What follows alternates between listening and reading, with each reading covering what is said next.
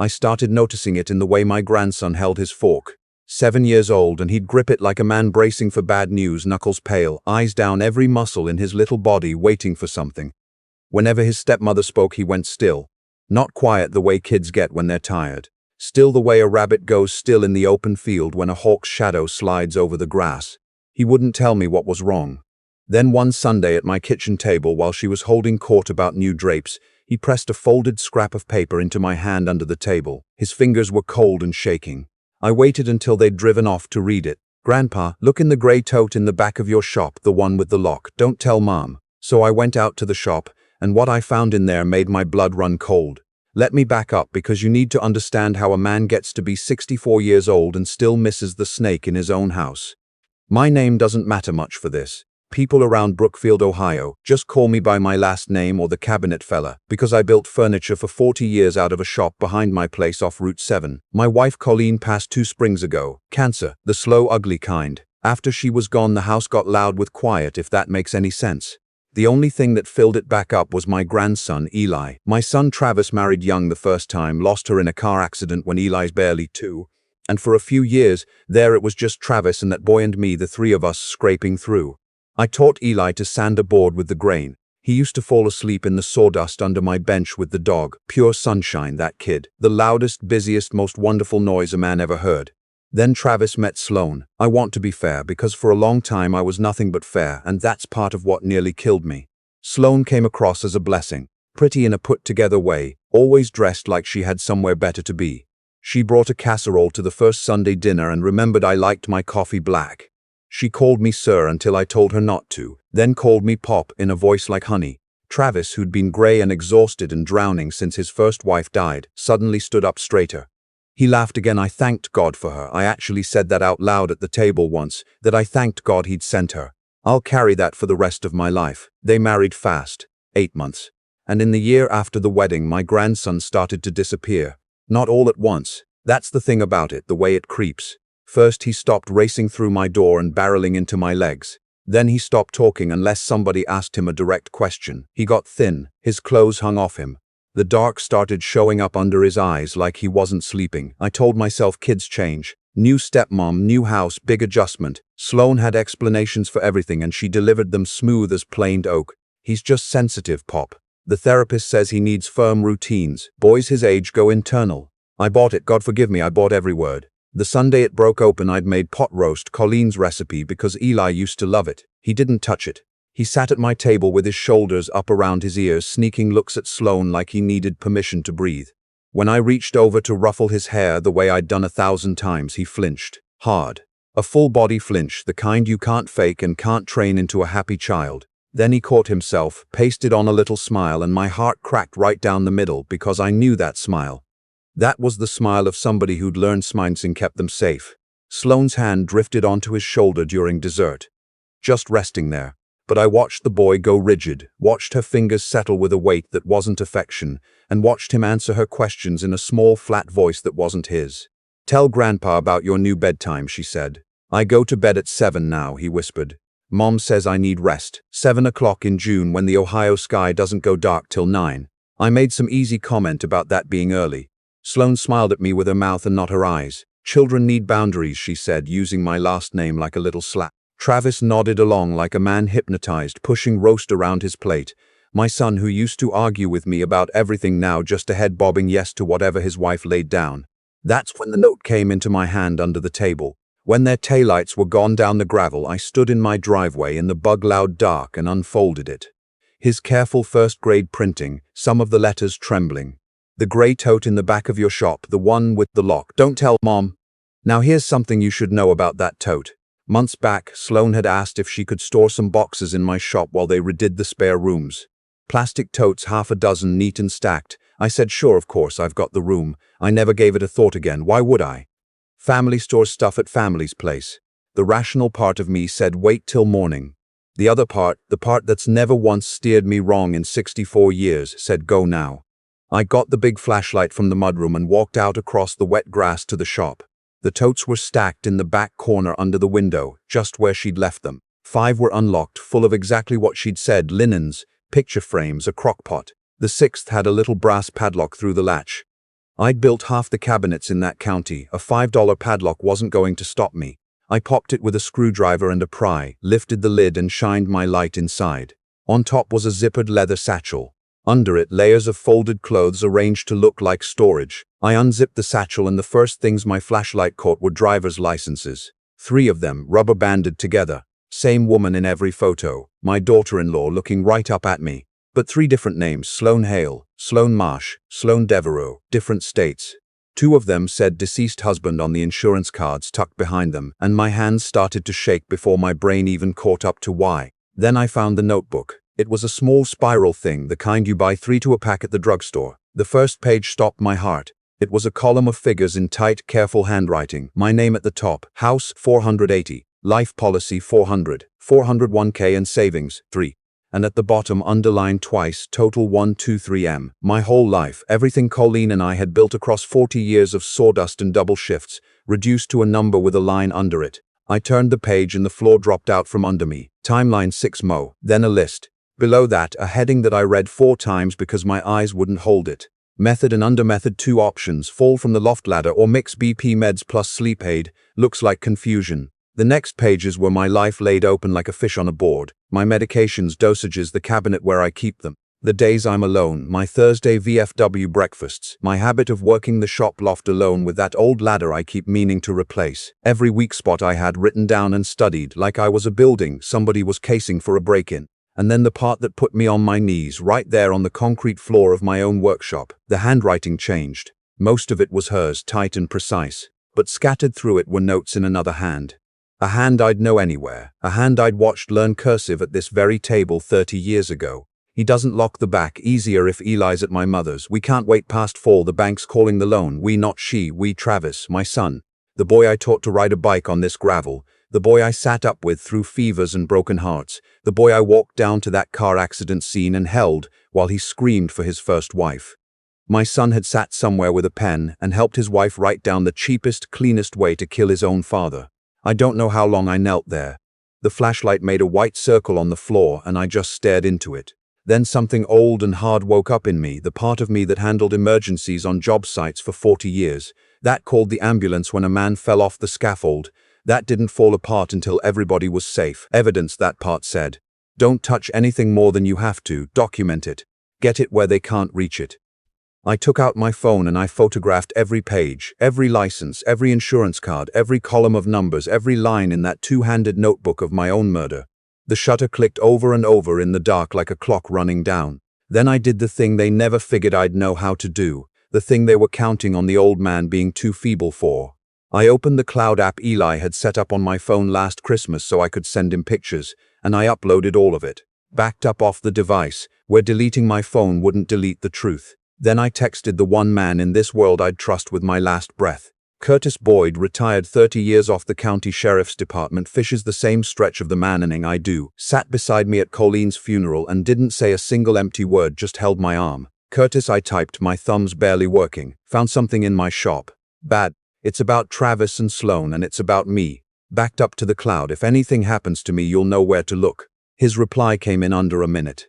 Don't move, calling you now. Don't confront anybody. I silenced the phone, and that's when I heard tires on my gravel. Headlights swept across the shop window. A truck door.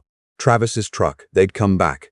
I packed everything back into the satchel the way I'd found it, snapped the padlocks shut as best I could, killed the flashlight, and stood in the pitch dark with my heart going like a framing hammer. The shop door opened. Sloane's voice, low and careful. I just want to grab the tote, Hon, the one with my craft supplies. Won't take a second. A flashlight beam swung across the boards toward the back corner, toward me. I did the only thing I could. I stepped out of the dark like a man who'd just been looking for a wood clamp blinking into her light. Lord, you scared me, I said, and I made my voice tired and ordinary. Couldn't sleep. Came out to find that bar clamp for the porch rail. She stopped. For 1/2 second the mask slipped and I saw it, the cold flat thing behind her eyes measuring me, deciding. Then the warmth came back over her face like a curtain dropping. Oh, Pop, you'll wake the whole township banging around out here. She laughed. Travis just wanted to grab my supplies for a project. Go on back to bed, we'll lock up. Sure, I said. Course. And I walked past her and past my son, who stood in the doorway not meeting my eyes, mumbling, "Night, Dad," and I made myself say "Night, son" without my voice breaking, which was the hardest piece of work these old hands ever did. I went in the house. I locked the door. I watched through the curtain as they loaded that gray Tote into the bed of his truck and drove off with the proof of what they were, and I let them, because Curtis had told me not to move, and because a part of me already understood that the truth I needed was no longer in that Tote. It was in the cloud. It was already mine. Curtis came at 6 the next morning with 2 coffees and a face like a stone wall. He looked at every photo twice. He'd handled financial crimes cases late in his career, and he recognized what we were looking at before I'd finished talking. The 3 identities, he said, meant Sloan had likely done this before. The 2 dead husbands on those insurance cards weren't a coincidence. He made some calls to people he still knew. By Wednesday, he had a name from a detective 2 states over, a woman wanted for questioning in a death ruled accidental that the family had never stopped contesting. Sloan Devereaux, different hair, same eyes. Here's what you've got to understand, Curtis said, sitting at Colleen's table with his hands wrapped around the mug. What you've got is enough to ruin them. It might not be enough to convict them, not clean. A notebook isn't a confession. Lawyers tear up notebooks. Travis says he was just writing groceries. Sloan says she's writing a thriller novel. You'd be amazed. You want them put away where they can't ever touch that boy again. You need them to say it, out loud, on their own. How? I said. You let them think you found nothing. You stay the sweet old fool they need you to be, and you give them a reason to do the deal fast in your house, with the recorder running and my old department parked down the road. I'll tell you the truth, the hardest part wasn't the danger.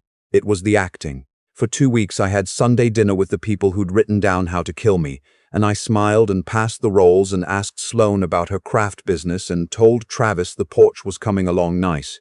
I watched my grandson watch me with those scared old man eyes in a child's face, and I couldn't tell him it was going to be okay, because the one thing I would not do was let either of them suspect that boy had said a word to me. He'd risked everything to slip me that note. I would die before I'd put it back on him. So in front of them I never once let on. I just made sure every chance I got to set my hand gently on the back of his neck where his stepmother could see it, so she'd know the old man loved that child and was watching, and maybe think twice about the both of us. The bait was simple, and Curtis built it careful. I let it slip to Travis over a beer on the porch that my doctor had me worried, that I'd been having spells, dizzy stuff, that I'd been thinking it was about time I got my affairs in order and signed the house and accounts over while I still had my wits. So you and Sloan don't have to fight the state for it when I'm gone. I watched my son's face when I said it. I watched the thing flicker behind his eyes that I will never forgive and never stop grieving. Relief. He was relieved. We set a Sunday to sign the papers. I told them my lawyer would draw up a transfer and bring the documents. There was no lawyer. There was Curtis's nephew, a notary, and there were 2 sheriff's cars sitting dark behind the tree line at the end of my gravel, and there was a little recorder in the bowl of fake fruit Colleen kept on the table, and there was a camera I'd hidden in the clock on the shelf, because by God, if I was going to do this, I was going to do it right. And there was one more thing. That Sunday before they came, I drove Eli to Curtis's wife's place 40 minutes out, and left him there with Coco and a movie and a woman who'd sworn to me she wouldn't let him out of her sight. Whatever happened in my house that day, that boy was not going to be under its roof. They came at 4. Sloan in a sundress, all warmth, a pie in her hands, Travis in his good shirt. We sat at the table where I'd taught both of them to play cards. I had the documents spread out, the transfer of the house, the beneficiary forms, all of it looking real as rain. Sloan couldn't quite hide how her eyes kept going to the dollar figures. Travis kept clearing his throat. I let them get the first papers signed. Then I set my phone in the middle of the table, face up, and I tapped the screen so the photo filled it. The notebook, open to the page that said method. The room went so quiet I could hear the kitchen clock. I kept my voice level. Before we signed the rest, I said, I'd like the 2 of you to explain this to me. Sloan's smile came off her face all at once, like a sheet pulled off a window. Travis went the color of ash. Where? Sloan started, and her voice had a blade in it now, the honey all gone. Where did you get that? From the gray Tote in my shop, I said. The one you store your craft supplies in. I let that sit. 3 names, Sloan. 2 dead husbands. And a 6-month plan for me, written in 2 different hands. Travis stood up so fast his chair went over backward. Dad, please, let me explain what? My voice cracked then, I couldn't help it. Explain a fall from the loft or the pills? Which one was going to be me, son? Travis, don't say anything, Sloan snapped. But he was already coming apart, and once it started it came out of him in a flood, ugly and desperate. We're drowning, Dad, you don't get it. The shop loans, the business. We're gonna lose the house. Sloan said it'd be quick, that you'd had a good long life and the money would set Eli up right. We'd take care of him, we'd take care of him. I was on my feet now too, both fists on the table. You've made that boy afraid to eat. He's 7 years old and he flinches when a grown man touches his hair. You did that, he'll forget, Sloane said, and her voice was perfectly calm, perfectly cold, the realest thing she'd said in a year. Children are resilient. He'll adjust. You wrote down how to murder your own father, I said to my son, to give your son the inheritance of a man you killed. And Sloane's eyes went to the bowl of fruit, then to the clock on the shelf, and her whole face changed. You're recording us, she breathed. She lunged across the table for the phone, and Travis grabbed her arm, and that was when the doors came in, front and back at once, and the porch filled up with deputies, and a voice I'd known 30 years called out clear and loud, "Sloane Devereux, Travis, hands where we can see them. You're both under arrest," she fought. She screamed it was a setup, entrapment, that I'd tricked them. A young deputy looked at her almost gently and said, "Ma'am, you confessed in his home, with his consent, on his own recording. That's not how entrapment works." Travis didn't fight.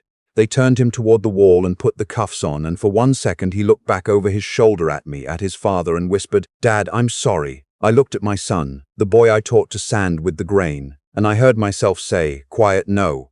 You're sorry you got caught." His face came apart, but they walked him out before he could answer.